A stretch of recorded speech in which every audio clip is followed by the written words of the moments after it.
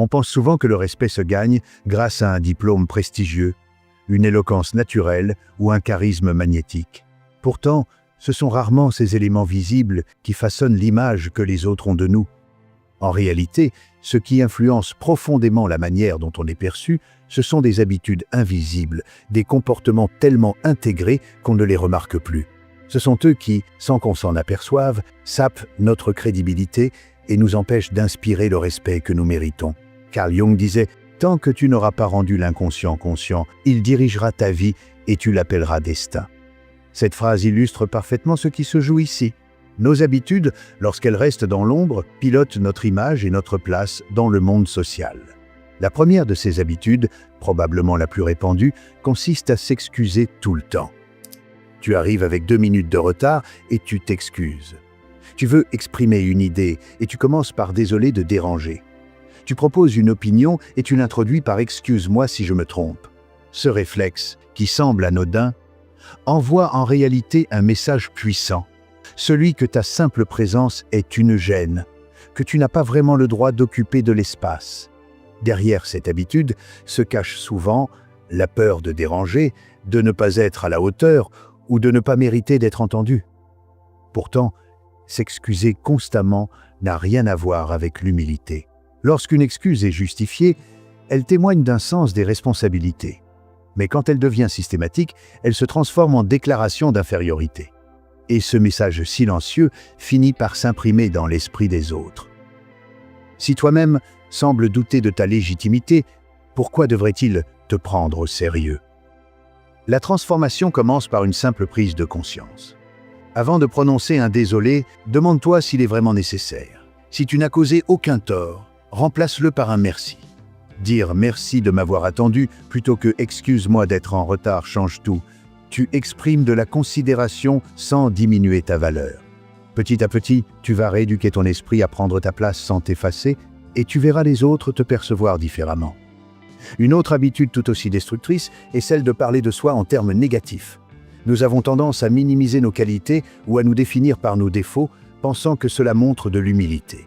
En réalité, chaque mot que tu prononces à ton sujet construit une image, dans ton esprit comme dans celui des autres. Dire « je suis nul pour ça » ou « je ne vaux pas grand-chose » n'est jamais anodin.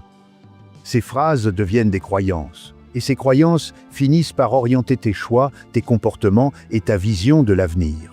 Ce que tu crois de toi, tu l'enseignes inconsciemment aux autres. Si tu passes ton temps à te rabaisser, ils finiront par t'évaluer à ce niveau-là. Ce mécanisme d'autodépréciation est souvent un bouclier. Si je dis que je suis nul avant les autres, ils ne pourront pas m'attaquer. Mais ce faux rempart est un piège, car, à force de te juger toi-même, tu invites les autres à en faire autant. Tu finis par habiter une prison mentale dont tu es toi-même l'architecte. Écoute tes paroles intérieures et extérieures, et lorsque tu identifies une phrase dévalorisante, remplace-la par une formulation neutre ou positive. C'est un acte d'estime de soi. Et l'estime de soi est toujours la base du respect. La troisième habitude qui sabote ton image est l'incapacité à écouter vraiment. Beaucoup pensent qu'écouter signifie simplement se taire pendant que l'autre parle. C'est bien plus que cela. C'est être pleinement présent, accueillir les mots et les émotions de l'autre sans préparer immédiatement sa réponse. Lorsque tu interromps, que tu juges ou que tu sembles ailleurs, tu envoies un message clair. Ce que dit l'autre n'a pas de valeur. Même inconsciemment, les gens ressentent ce désintérêt et leur perception de toi en souffre. L'écoute véritable est une preuve de maturité émotionnelle. Elle demande patience et discipline, mais elle transforme profondément la qualité de tes relations. Dans un contexte professionnel, par exemple, celui qui sait écouter est perçu comme réfléchi, fiable et digne de confiance. Pour progresser dans cette compétence, commence par des gestes simples. Regarde ton interlocuteur dans les yeux, laisse un silence avant de répondre, reformule ce qu'il dit pour t'assurer d'avoir bien compris.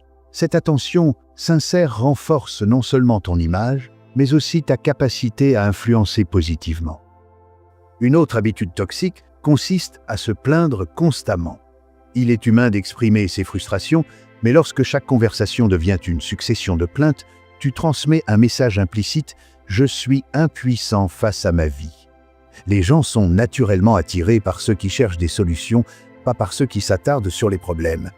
Et même si tes plaintes sont légitimes, leur répétition te définit comme une personne négative. Ce comportement peut aussi trahir une dépendance émotionnelle. Derrière chaque plainte se cache souvent un besoin de validation ou de réconfort. Mais à force d'exiger cette énergie des autres, tu finis par les épuiser. Pour transformer cette habitude, commence par observer tes paroles. Lorsque tu t'entends te plaindre, demande-toi si tu cherches une solution ou si tu veux simplement exprimer une insatisfaction. Reformule ensuite ton discours pour qu'il soit constructif. Ce simple changement de posture te fera passer du rôle de victime à celui d'acteur de ta vie. Enfin, une cinquième habitude, subtile mais dévastatrice, consiste à critiquer les autres sans raison. Il ne s'agit pas de donner un avis constructif ou d'exprimer une opinion légitime, mais de juger, rabaisser ou pointer systématiquement les défauts d'autrui. Ce comportement, souvent motivé par un besoin inconscient de se sentir supérieur, se retourne toujours contre celui qui le pratique. Car en critiquant gratuitement, tu projettes tes insécurités et tu révèles plus sur toi-même que sur la personne visée. De plus, les critiques incessantes créent de la distance. Les gens hésitent à partager leurs idées ou leurs vulnérabilités par peur d'être jugés, et tu perds progressivement leur confiance. Pour sortir de ce schéma, prends l'habitude d'examiner tes motivations avant de parler. Demande-toi, cette critique aide-t-elle vraiment quelqu'un? Apporte-t-elle une solution? Si ce n'est pas le cas, garde-la pour toi ou reformule-la de façon constructive. La capacité à maîtriser ses jugements est perçue comme une forme de sagesse et de force intérieure. En fin de compte, ces 5 habitudes ne sont que des manifestations extérieures de dynamiques inconscientes. Derrière chaque excuse excessive se cache une peur d'occuper sa place. Derrière chaque autodépréciation, une relation blessée avec soi-même. Derrière le manque d'écoute, un ego en quête de protection. Derrière les plaintes, une résistance au changement. Et derrière les critiques gratuites, une insécurité projetée sur les autres. Le respect n'est pas quelque chose que l'on exige. Il naît naturellement lorsque l'on apprend à se respecter soi-même. En cessant de t'excuser inutilement, en parlant de toi avec bienveillance, en écoutant sincèrement, en remplaçant les plaintes par des actions et en transformant les critiques en réflexions constructives, tu commences à incarner la version la plus solide, la plus authentique et la plus digne de respect de toi-même.